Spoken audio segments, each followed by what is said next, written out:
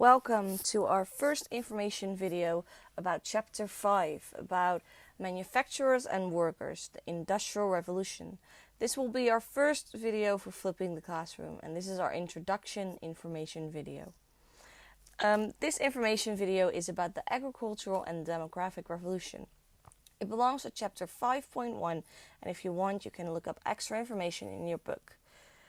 Today we're going to try and answer the question, in what way did the agricultural revolution and the demographic revolution make the industrial revolution possible?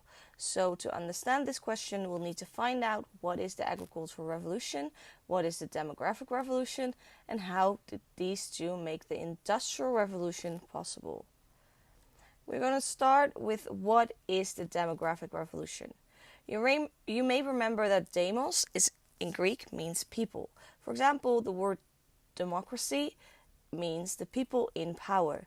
So the demographic revolution has something to do with people, population, because demo means people, so demographic, something with the population. In this graph, you can see the total population of England on the y-axis in millions, and on the x-axis you can see the years.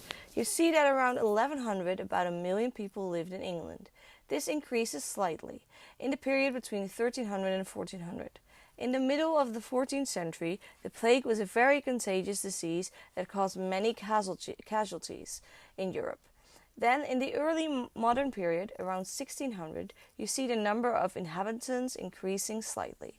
Around 1750, 6 million people lived in England. Then you see a huge rise in a short time around 1800. Now, there are 3 times as many people in England. This is about 18 million people who lived in England during that time. We call this period the demographic revolution. There is such a big change in the population of England that we call this explosive growth a revolution. The cause of the demographic revolution has everything to do with the changes in agriculture, which we also call the agrarian or agricultural revolution. But what is this and what caused it? Let's take Jethro Tull as an example. He was born in 1674 in England. He studied at the famous University of Oxford and had a good chance of a successful career in politics or the army. Due to an illness, he had to temporarily stop studying. While he had to stop studying, he made a tour through Europe and had a lot of new experiences there. After this trip, he started to take life easier, and he started helping his parents to work on their land. There he noticed that the sowing of the fields was not efficient at all. So there was a lot of waste. He wanted to change this. Because the farmers scattered the seeds over the land by hand, they did not all end up in the right place, and only a few seeds were actually planted. You can see this in the picture on the left. But it took a lot more time to place the seeds at the right distance from each other by hand, as in the picture on the right. So it was very difficult to be efficient in the planting of seeds.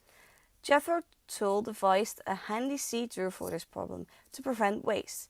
The first part of the machine made a number of rows in the ground, at the same distance from each other, by driving the machine forward. You can see this part of the machine with the red arrow. The machine then scattered the seeds all on the ground at an equal distance from each other in the holes. You can see this with the next arrow. The last part of the machine then ensured that the machine also closed the filled holes in the ground with soil, which you can see with the last arrow. The results were amazing. With the same seeds, the harvest became 8 times as big. Agricultural production increased so that much more food was produced on the same piece of land with the same number of seeds. This led to better and better agricultural machinery being invented. However, there were some problems. The machines were, of course, very expensive. That is why it was not very cheap for farmers with a small field to buy such an expensive machine. Only if you had a large field, it was beneficial to buy these machines. Then it was really useful. But otherwise, you did not really have a lot by using these machines. It wasn't worth it. It was quite normal in the Middle Ages and after the Middle Ages that the farmers themselves had only a small piece of land. You can see this on this picture. At the arrow is the village, and around it are all these small pieces of field. The green areas were common fields. That means that everyone could use these open fields. For example, farmers had a few cows or sheep grazing on these common fields. You can see that about half of all fields here are common fields.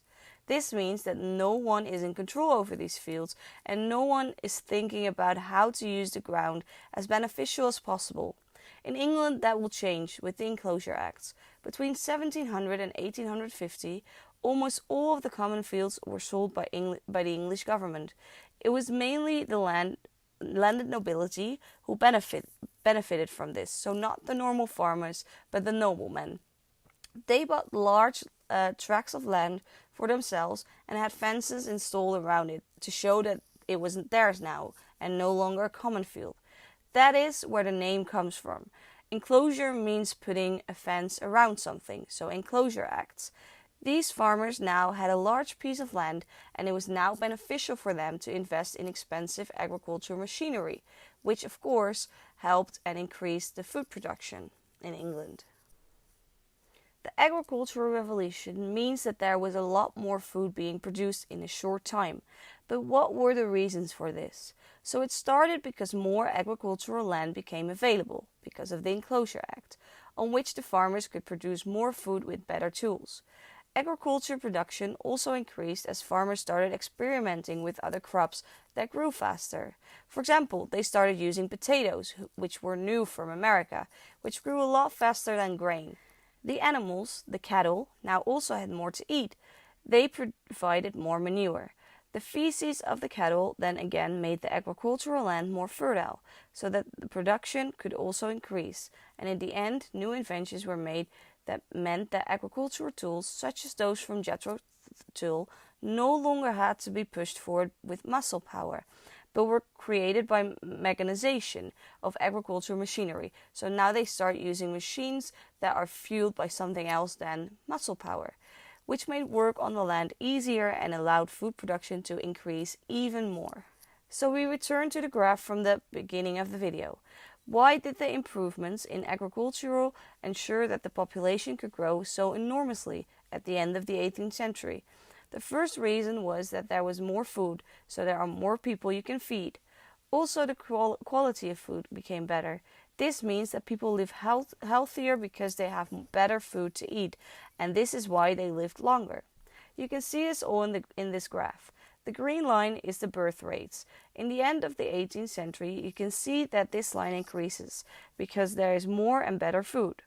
But more importantly, you can see that the red line, which is the death rates, decreases. This happens because there are less children who die because there is more and better food, and because of reason 4.